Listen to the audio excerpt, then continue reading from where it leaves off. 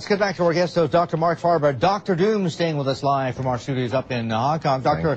Faber, let's start clearing some emails because they're starting to back up. We've got a lot of people writing in wanting to ask you questions and to talk to you. This is Tyrone writing in from Missouri. He says, in the long run, don't you see inflation going through the roof in America and the dollar collapsing? What do you figure? Well, we have different economic schools. We have the Austrian school, the school of rational expectations, monetary schools and so forth. In the US, we have a totally new school, and it's called the Zimbabwe school. And it's founded by one of the great leaders of this world, Mr. Robert Mugabe, that has managed to totally impoverish his own country. And that is the monetary policy the US is pursuing.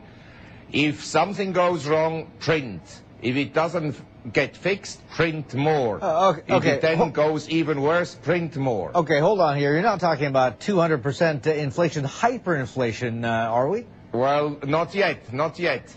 But I think eventually, if I look at government debt in the US and debt in general, I think the only way they will not default physically on their debt is to inflate. And so I suppose that in the long run you will get much higher inflation rates than what we have now. The problem being that I don't see how the Federal Reserve will ever again increase interest rates to a level where they will be real. In other words, where you have real returns above the rate of inflation and where short-term rates are above nominal GDP growth. I don't see that coming. Okay. And so eventually we will get inflation. Look, if the government, if the Feds, if policymakers in the U.S. are getting it so wrong, here's the other part of Tyrone's question as well. It says, is America potentially going to become a third world country, and therefore is gold and silver going to go through the roof?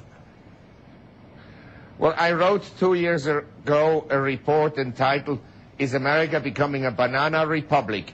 And there are some features that characterize banana republics, totalitarian states, very strong government intervention into the economy, and the polarization of wealth. And we have all these trends occurring in the US. We are not yet there, and in theory it could be reversed, but I doubt it will be.